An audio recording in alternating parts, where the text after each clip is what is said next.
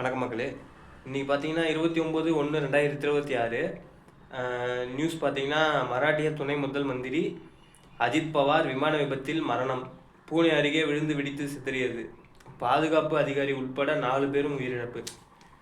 பூனே அருகே விமானம் விழுந்து வெடித்து சிதறியது. அதில் பயணம் செய்த மராட்டிய மாநில துணை முதல் மந்திரி அஜித் பவார் மரணமடைந்தார். அவருடன் இருந்த பாதுகாப்பு அதிகாரி உட்பட 4 பேரும் தீ விபத்தில் உயிரிழந்தனர். ரொம்ப ஒரு சோகமான செய்தி. அஜித் பவார் துணை முதல் மந்திரி விமான விபத்தில் மரணம் அடைஞ்சிருக்காங்க. அடுத்தது பார்த்திங்கன்னா, இதுவரை இல்லாத உச்சம். தங்கம் விலை ஒரே நாளில் 5200 உயர்வு. பவுன் ரூபாய் 1.25 லட்சத்தை நெருங்கியது. நடுத்தர வர்க்கத்தினர் அதிர்ச்சி. அது நம்ம ஆல்ரெடி அது சொல்லியிருந்த மாதிரி தான். தங்கம் அது எங்கேயோ போகுது. முடிஞ்ச அளவுக்கு பணம் இருக்கவங்க தங்கம் வாங்கி வச்சுக்கோங்க. பணம் இல்லை அப்படின்னு நினைக்கிறவங்க அந்த கனவுல மட்டும் பார்த்துக்க வேண்டியதுதான். தங்கத்தை நம்மள மாதிரி ஆளுங்க, என்ன மாதிரி நடுத்தரமான ஆளுங்க. அடுத்தது பார்த்திங்கன்னா, நாடாளுமன்ற கூட்டத்தில் தமிழில் உரையை தொடங்கிய துணை ஜனாதிபதி சிபி ராதாகிருஷ்ணன் அவர்கள். ஒரு நல்ல விஷயம். அடுத்தது பார்த்தீங்கன்னா பாரதிய ஜனதாவின் கூட்டணி ஆட்சி அமைந்தால் வளர்ச்சியடைந்த தமிழ்நாட்டை நாசப்படுத்திவிடும். முதலமைச்சர் மு.க. ஸ்டாலின் பேச்சு. ஐயா சொல்லியிருக்காங்க. அடுத்தது பார்த்தீங்கன்னா, டெல்லியில் ராகுல் காந்தியை சந்தித்த கனிமொழி. காங்கிரஸுக்கான தொகுதி பட்டியலை வழங்கியதாக தகவல்.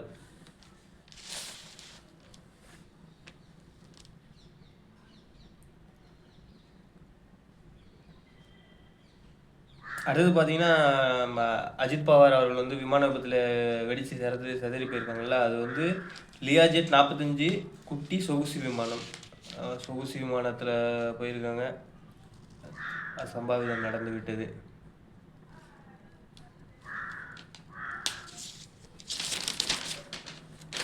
அடுத்தது பார்த்தீங்கன்னா, விஷ ஊசி செலுத்தி பெற்றோரை கொன்ற நர்ஸ். My God. காதல் கண்ணை மறைத்து விட்டது. காதல் கண்ணை மட்டும் மறைக்கவில்லை, கடைசியில் அவங்களோட முகத்தையே மறைக்கிற மாதிரி ஆயிடுச்சு. அவங்க இப்போ ஒரு பெண் பார்த்தீங்கன்னா, விஷ ஊசி செலுத்தி பெற்றோரை கொண்டிருக்காங்க. மக்களே, நாடு எங்கே மக்களே போகுது. அடுத்தது பார்த்தீங்கன்னா, காஷ்மீரில் கடும் பனிப்பொழிவு. 2வது நாளாக சாலைகள் மூடல். பொதுமக்கள் சுற்றுலா பயணிகள் அவதி. பனிமழை ரொம்ப பெய்யுதுங்களாம். அடுத்தது பார்த்தீங்கன்னா, 11 ஆண்டுகளில் அனைத்து துறையிலும் வலுவான அடித்தளம். சர்வதேச நெருக்கடிகள் இருந்தபோதும் வேகமாக வளரும் பொருளாதார நாடாக வீறு நடை போடும் இந்தியா. நாடாளுமன்றத்தில் ஜனாதிபதி திரௌபதி முர்மு பெருமிதம்.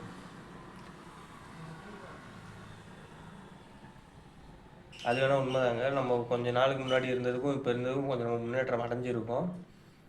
அதுதான் அவங்க கொஞ்சம் பெருமிதத்தோடு சொல்லியிருக்காங்க. நம்மளும் அதை கொஞ்சம் பெருமிதமாக எடுத்துக்கலாம். அடுத்தது பார்த்திங்கன்னா, தெருவோர வியாபாரிகளுக்கு ரூபாய் 16,000 கோடி நிதி. 10 ஆண்டுகளில் ஏழைகளுக்கு 4 கோடி கான்கிரீட் வீடுகள். ஜனாதிபதி உரையில் தகவல். எழுதி வச்சுக்கோங்க மக்களே. யாருடன் கூட்டணி? நிர்வாகிகளுடன் ஆலோசித்து இன்று முடிவு. ஓ பன்னீர்செல்வம் அவர்கள் பேட்டி. அடுத்தது பார்த்தீங்கன்னா,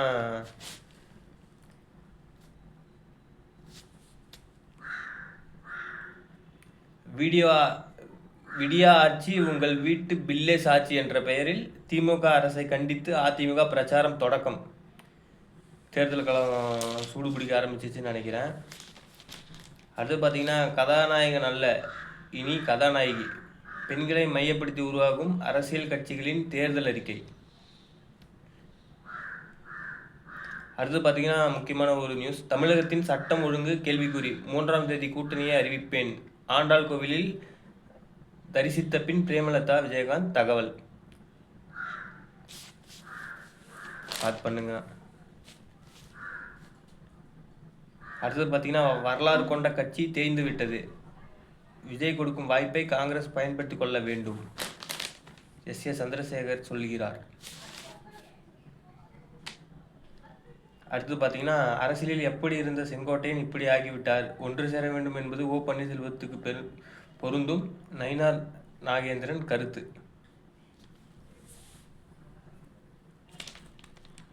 அடுத்தது பார்த்தீங்கன்னா, தமிழ்நாட்டின் நிதி நிலைமையை திமுக அரசு சீரழித்து விட்டது. அன்புமணி ராமதாஸ் அவர்கள் சொல்லியிருக்காங்க. அடுத்து பார்த்தீங்கன்னா, விஜய்க்கு பதிலடி கொடுப்பது எங்கள் கடமை. கடம்பூர் ராஜு அவர்கள் சொல்லியிருக்காங்க. பார்க்கலாம்.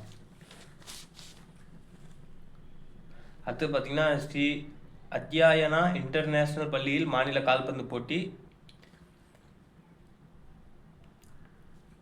இன்னைக்கு பார்த்தீங்கன்னா, துணை முதலமைச்சர் உதயநிதி ஸ்டாலின் அவர்கள் கோவை வந்தார்.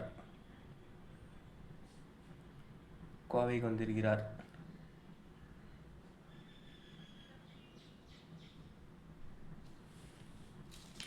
அடுத்து பார்த்தீங்கன்னா, சாக்கு மூட்டையில் பிணம் இருந்த வழக்கில் திடீர் திருப்பம். பீகார் வாலிபர் மனைவி குழந்தை கொலை. வேலை தேடி சென்னை வந்தவரை நண்பர்களே தீர்த்து கட்டிய கொடூரம்.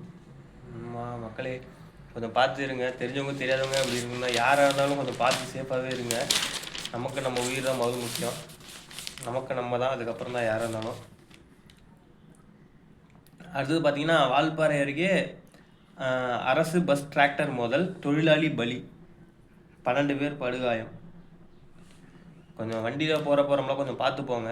நம்மளே வந்தாலும் எதிர்த்தில் வரவங்க எப்படி வராங்கன்னு நமக்கு தெரியாது. கொஞ்சம் நம்ம உயிரை நம்ம தான் பார்த்துக்கணும். பார்த்து பத்திரமா போங்க. அடுத்தது பார்த்தீங்கன்னா, மேட்டுப்பாளையம் சிறுமுகை வனப்பகுதிகளில் புலிகள் கணக்கெடுக்கும் பணி தொடக்கம். புலிகள் பாதுகாப்பு சட்டம் வேலை செய்யுதுன்னு நினைக்கிறேன்.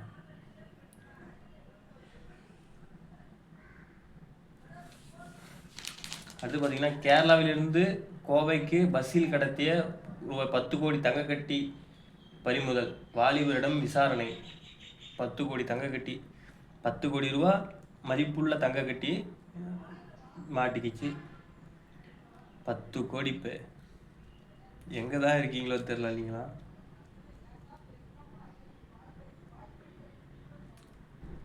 அடுத்தது பார்த்தீங்கன்னா, ஆசிரியர் தகுதி தேர்வுக்காக தேர்ச்சி மதிப்பெண் குறைப்பு, அரசாணை வெளியீடு. அடுத்து பார்த்தீங்கன்னா, குன்னூர் பகுதிகளில் இரவு நேரத்தில் குடியிருப்புக்குள் சுற்றி திரியும் கரடிகள். குப்பை தொட்டியில் உணவை தேடுகின்றது. ரொம்ப கஷ்டம்.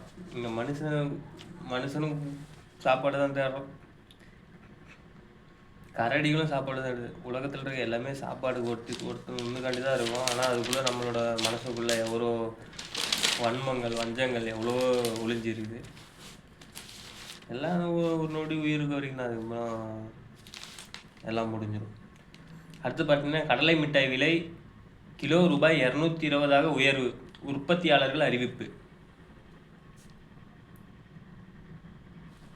அது பார்த்தீங்கன்னா, மேற்கு தொடர்ச்சி மலை அடிவாரத்தில் 3500 ஆண்டுகளுக்கு முந்தைய காண்டாமிருக எலும்பு துண்டு கண்டெடுப்பு. பகுப்பாய்வில் உறுதி. உலகத்திலேயே தொன்மையான ஒரு நாகரிகம் நம்மளோட நாகரிகம் ஒன்று. அதில் பார்த்தீங்கன்னா, ஒரு 3000 ஆண்டுகள் முன்னாடி காண்டாமிருக எலும்பு துண்டு வந்து கண்டெடுக்கப்பட்டிருக்காங்க, மேற்கு தொடர்ச்சி மலை. அடுத்து பார்த்தீங்கன்னா, தமிழ்நாட்டில் இந்தியா கூட்டணி வலுவாக உள்ளது. காங்கிரஸ் தேசிய செயலாளர் நிவேதித் ஆல்வா பேட்டி.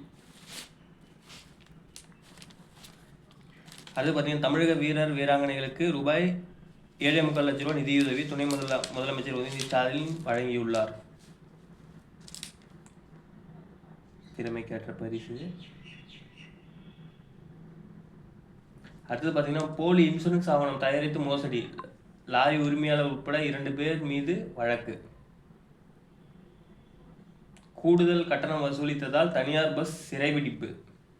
பிடிங்க சார், பிடிச்சி ஜெயிலில் போடுங்க சார். இந்த மாதிரி பிடிச்சி ஜெயிலில் போட்டிருக்காங்க. கறிக்கோழி வளர்ப்பு கூலி விவகாரம் பண்ணை உரிமையாளர்கள் பேச்சுவார்த்தை நடத்தி தீர்வு காண வேண்டும். விவசாயிகள் ஒழுங்குமுறை குழுவினர் வலியுறுத்தல். பார்த்து பண்ணுங்க ஐயா. அடுத்தது பார்த்தீங்கன்னா, பட்டா மாறுதலுக்கு ரூபாய் 30,000 லஞ்சம் வாங்கிய கிராம நிர்வாகி அலுவலர் கைது. இந்த மாதிரி எல்லா இடத்துலையும் பிடிச்சி போட்டிங்கன்னா கொஞ்சம் நல்லா இருக்கும். அடுத்து பார்த்தீங்கன்னா, கார் மோதி மணமகளின் தந்தை உறவினர் பலி. திருமண வீடு சோகமயமானது. கார் மோதி மணமகளின் தந்தை, மணமகளோட தந்தை இறந்துட்டாங்க. ரொம்ப ஒரு கஷ்டமான செய்தி. அடுத்தது பார்த்தீங்கன்னா, இனி நான் பாட மாட்டேன், ஓய்வு முடிவை அறிவித்த பிரபல பாடகர் நம்ம அரிஜித் சிங் அவர்கள்.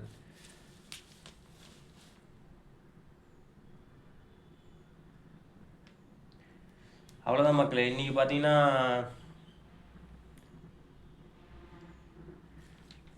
நம்ம நியூஸ் ஓரளவுக்கு டாப்பிக்கை ஓரளவுக்கு கவர் பண்ணிட்டோம். பாருங்கள், உங்களோட கருத்துக்களை கமெண்ட்டில் தெரிவிங்க. எந்த மாதிரி பண்ணலாம், எப்படி பண்ணலாம் அப்படின்னு சொல்லி. நன்றி. நாளை ஒரு வீடியோவில் சந்திக்கிறேன். உங்களில் ஒருவன் சுரேஷ் விக்கி. நன்றி.